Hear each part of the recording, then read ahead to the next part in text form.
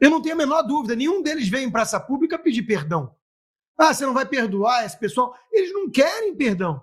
Eu não tenho a menor dúvida que se houvesse uma nova eleição hoje, eles iam fazer o L de novo. O Augusto, como dissemos aí ao longo do programa, está lançando um curso de História e de Política do Brasil, www.cursoaugustonunes.com.br, que certamente, Augusto, pode ajudar a mudar um pouco esse quadro tão grave que a gente tem enfrentado, Augusto.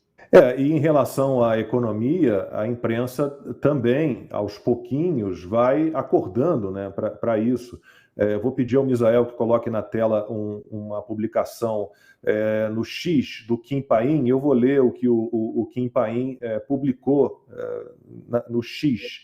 Ele publicou: estou me esforçando a não criar esperanças, mas a Globo está espancando o Lula sem parar. Não me iludam, não me façam acreditar que a Globo está desembarcando.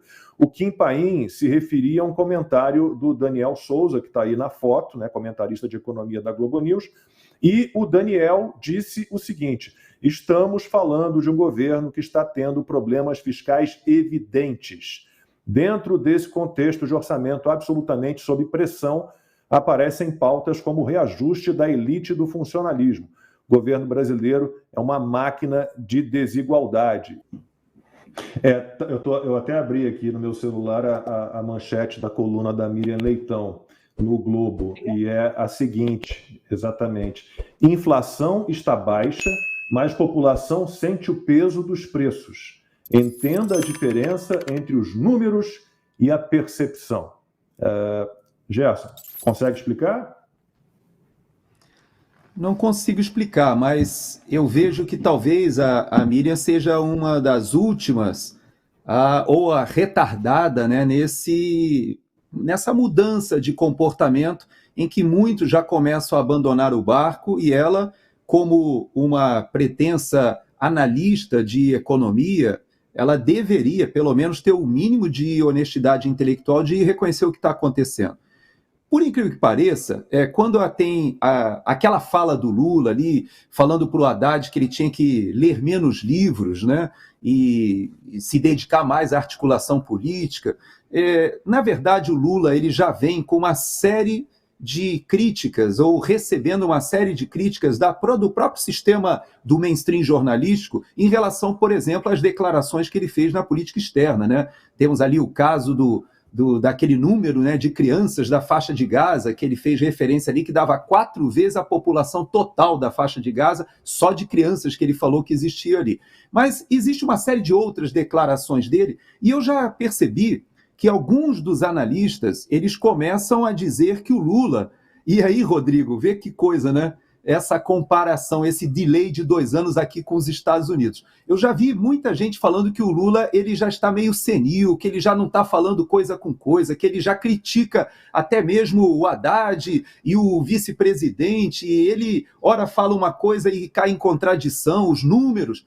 E aí eu me lembrei de uma frase do Olavo de Carvalho, que é impressionante a capacidade, a acuracidade dele nas previsões. Olha só o que o Olavo falou.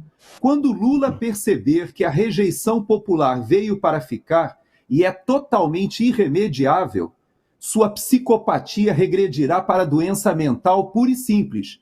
E ele se tornará fraco, inofensivo e incapaz de defender-se. Isolem-no e ele ruirá como um castelo de areia. Eu não sei, mas essa profecia do Olavo parece que começa a se concretizar. Costa, bom, o Olavo é um gênio, né? Um gênio. Faz muita falta, mas continua vivo. Costa, é aquela história, né? Quem acreditou num Lula, né, mais comedido, mais equilibrado, né, menos apegado ao Estado, mais liberal, talvez, né, ou num Lula democrático, né? A gente sabia que não apareceria alguém assim. Ninguém é capaz de uma transformação tão completa, né, de estar indo numa direção e mudar completamente, ir na direção oposta e se mutar ali, né? Não tem como, quer dizer, não havia como mudar dessa maneira. eu tenho algumas coisas a dizer sobre isso. Para mim, é um dos pontos mais importantes que o Brasil precisa digerir, precisa de reflexão para não repetir certos erros. Eu tenho muito mais implicância com tucanos de mercado que fizeram L do que com o próprio PT. Eu tenho muito mais implicância com João Amoedo, que ajudou a fundar o Partido Novo e fez o L, do que com Lula, que eu já conheço e sei o que espero, ou Dirceu, né? Eu tenho muito mais implicância com a turminha do MBL do que com a turma do PSOL, que eu sei exatamente o que quer e sempre defendeu aquilo. Eu acho que não dá nem para falar em estelionato eleitoral. O Lula não apresentou o plano dele. Agora, o Lula Mandela, pacificador com Armínio na economia, nunca existiu, nunca foi vendido. Foi uma criação de ala da imprensa e dos próprios tucanos que assinaram cartinha de democracia com o empresário. Nunca o Lula falou isso. Nunca ele disse: eu vou ser pacificador, Mandela e responsável liberal na economia. Nunca. Isso não existiu. Não dá nem para colocar na conta de um estelionato. Ou seja, o fenômeno que tem que ser avaliado e digerido é o do isentismo. É o fenômeno do tucanismo petista. Porque no fundo, Lacombe, eu não tenho a menor dúvida, nenhum deles veio em praça pública pedir perdão. Ah, você não vai perdoar esse pessoal? Eles não querem perdão. Eu não tenho a menor dúvida que se houvesse uma nova eleição hoje, eles iam fazer o L de novo. Então, esse fenômeno tem que ser absorvido, porque é o fim do teatro das tesouras, é entender que tucano nasceu para ser camisinha de comunista, como diria o Olavo de Carvalho, né? É entender que eles são oportunistas, não estão nem aí para o Brasil, só pensam no espaço político ou de poder deles, ou de grana, sei lá. Ou que a ojeriza, o nojinho estético ao Bolsonaro é tão grande que faz eles ficarem cegos e preferirem o Lula e o Haddad ao Bolsonaro com o Paulo Guedes. Porque esse fenômeno foi o que deu a vitória ao Lula, no fundo. Além de questões que eu não vou entrar aqui, que são tabu, né? Hoje o Sérgio Tavares falou no Congresso, desceu a lenha nisso. Não precisamos nem entrar na questão de urna eletrônica, tá, gente? A manipulação toda do próprio TSE, da imprensa, o viés do nós derrotamos o bolsonarismo, né? Do sistema. Mas olha, Lacombe, isso é da maior gravidade.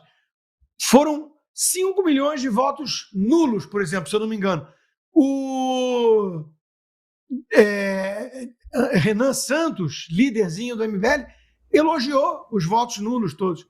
Se tivessem votado no Bolsonaro, não tinha o Lula hoje, que eles fingem ser oposição. Então, de novo, isso precisa ser entendido melhor pela sociedade brasileira.